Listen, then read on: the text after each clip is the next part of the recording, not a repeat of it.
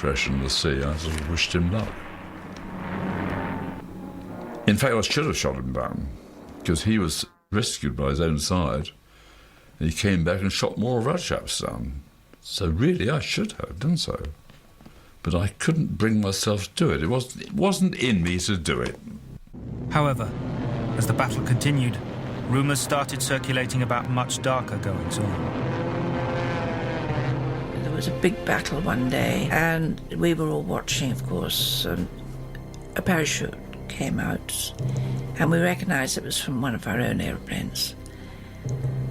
And to our horror, a German came in and shot him to pieces on the way down. There are a number of incidents on both sides where it was reported that pilots were deliberately shot at.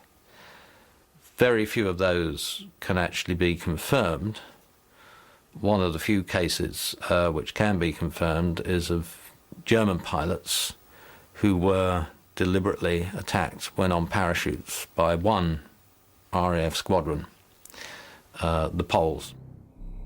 Poland had suffered far greater brutality at German hands than even France had, and it showed. The Poles were fighting a different war. They were fighting the Eastern War, a no-holds-barred war. They'd seen Warsaw burn. Their country was occupied. They didn't know what had happened to their relatives. Their relatives might already have been carted off.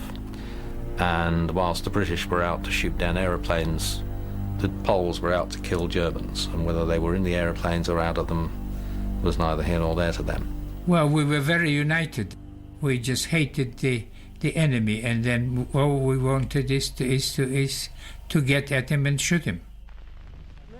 The two pilots I think a lot of us had more respect for than anybody else were both Poles, Joe Klein and Slagowski. When nobody else would fly, they wanted to. And at Middle Wallop one day, it was a pea souper, the birds were walking. And over came a Jerry, and we could hear it above this lot, buzzing the field. We didn't know whether he was going to just buzz off or drop something. And these two Poles were out and into the cockpit, screaming and shouting at the CO to let him go. No, no, no. And off he went back inside to the ground crew, away, and off they went into this fog. They hadn't gone 10 yards, they disappeared. They got airborne, there were no runways. They knew there were nothing in front of them for at least half a mile, except two hangars, and they were airborne. And they disappeared. The CO was biting lumps out of everything. And then we heard this Jerry come over. I mean, they were most distinctive sound Jerrys. We heard him come over, and immediately behind it, two Spitfires, and they were both firing at it. There were bullets everywhere, you know, and they shot it down. And when they landed, were they in trouble? But that's why we liked them.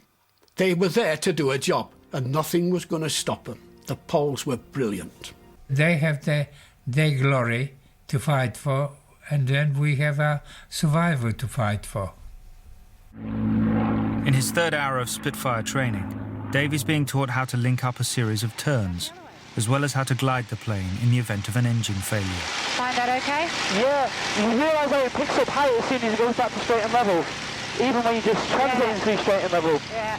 Our pilots are now close to the point where one of them will be chosen for the full 9-hour Spitfire training course, and one will be on his way home. Back in 1940, as the battle got underway, the pilots were confronted with a far starker reality.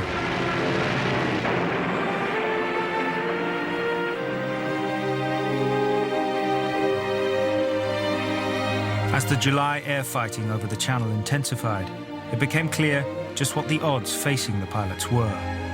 1 in 6 of them would be killed. Russian roulette odds. In the morning, you'd all have breakfast together. And you know quite well you wouldn't all be having supper that night together.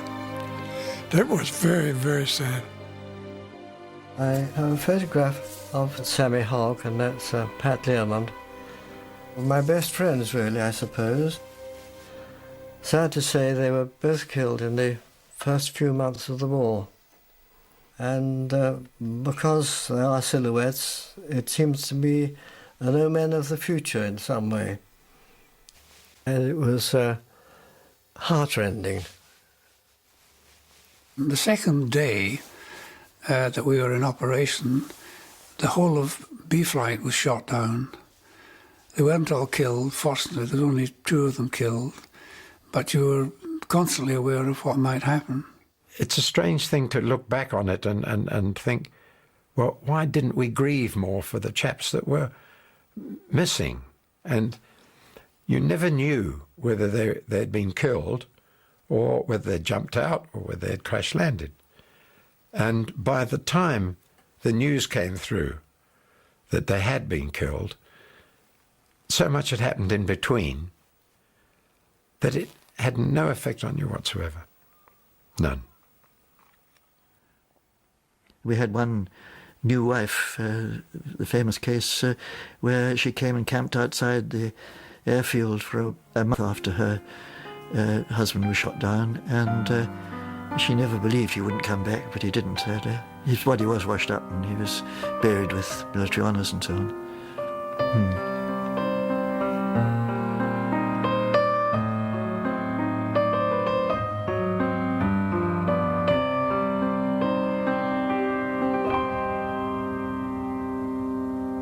You couldn't take any of these things to heart.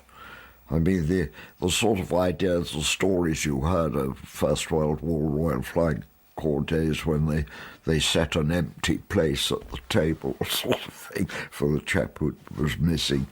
You didn't play those sort of games. You just said, there it is. Thank God it wasn't me. To us, we'd lost a pilot. We'd lost an aeroplane.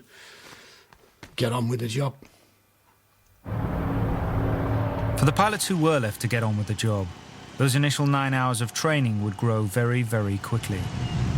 Pilots were on duty from dawn till dusk. During the long July days, this meant being on duty from 3 in the morning till 10 at night, usually flying 2, 3, or even 4 times a day. Their enemy was exhaustion.